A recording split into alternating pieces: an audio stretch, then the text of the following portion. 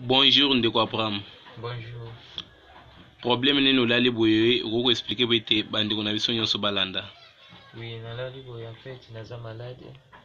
Malade yango ya nde nini navanda na ndako ba 18h nazotala tele ndeko moko aye abeleli na fils d'or naluki oyo makasi naluki oyo vraiment naluki oyo ainsiste vraiment ndenge alukaki nga otoki obeta bashiti nabimi na ye mpe wana tantoki obeta bashiti yango nabeti avant tokoma wana bato wana bapesanga bakombo bato bazalaki wana champion maître oleki bango bapesanga bakombo nyonso lokumu bana liboso na vi nanga makambo wana ekomelanga bapesanga bakombo nyonso vraiment ya lokumu me nabeti shita liboso ya mibale nakwei mabe nakwei ya parti ya bato nyonso bazalaki wana bakimi natikalikanga moko to natikalikanga moko motu mwa mawa ye aye kovandisa ngai nayebisi ngai naningisa kingo nabandi koningisa kingo normal ti nazali koningisa kingo wana nazwaki deja problème na niveau ya kingo sans koyeba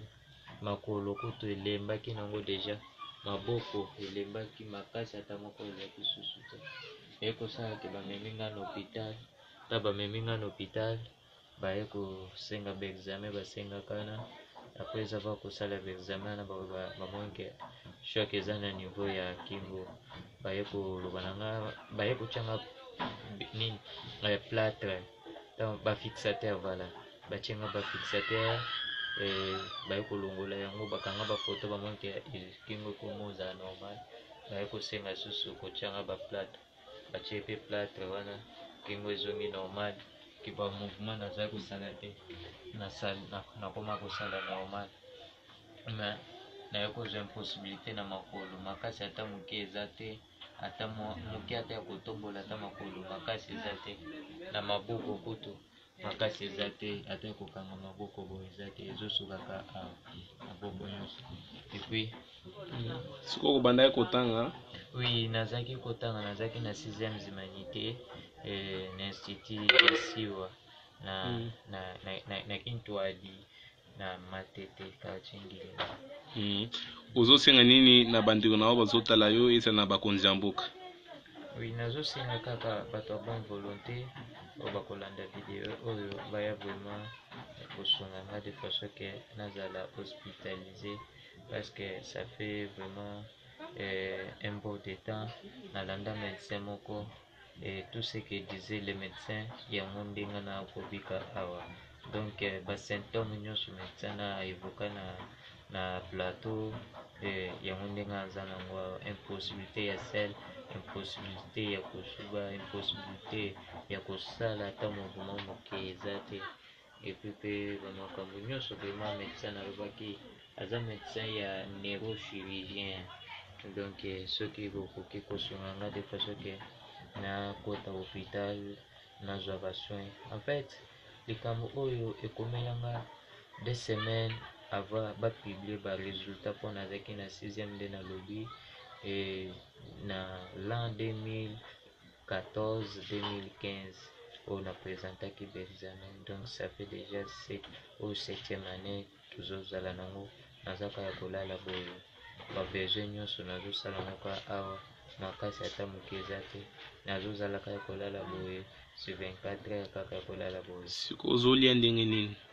Oui, kolia nanga bazoliesa ngai nga moko nakoka te du moins babiloko ya kolia neti na lutu nakoki kosimba lutu nalie nanga me kosimba wana osimba lutu ezozala vraiment normal te maboko ezokangama vraiment bien te.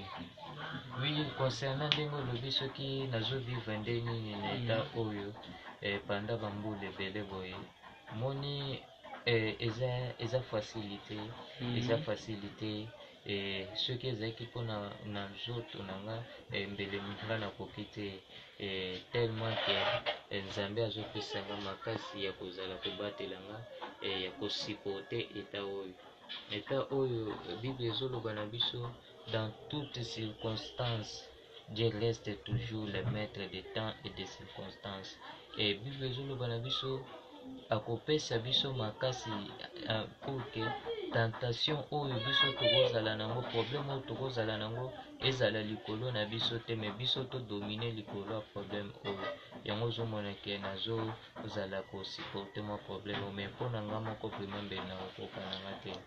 Expliquez biso na malade osali combien des ans? Oui, ça déjà 7 ans. Oh, c'est 7e année, 7e année.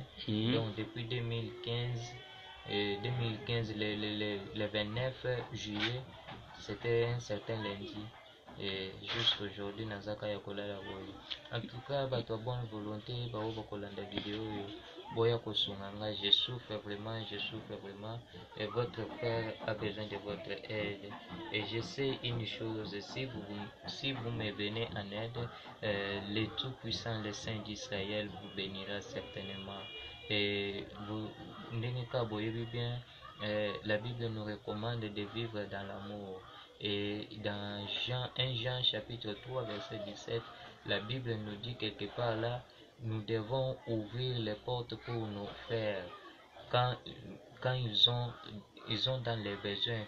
Et quand vous possédez quelque chose, que vous pouvez leur venir en aide. Voilà pourquoi je vous prie de me venir en aide et je sais que Dieu vous bénira certainement. Oui, concernant Ndingozoloba, Bambolo, Nyoso, Yosoki, Batu Bazala, Kakanayo.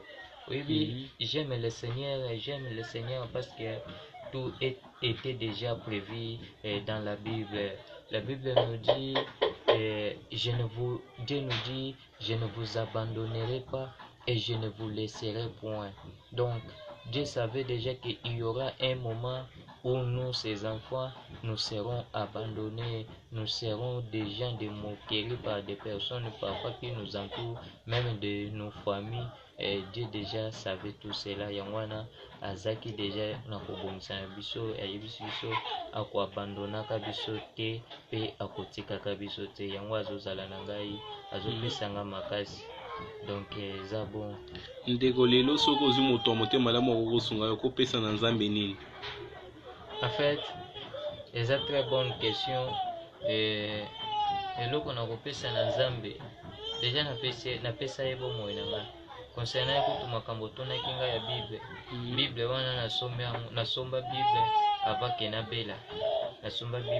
nabela et naye kokabela ngo pasteur moko asenganga akende koteya nango et siko nga na mituni siko ntango na kopesa ye boye ntango akokenda te aye azongisi jour mosusu ntango kozala na posa asenga lisusu na bino.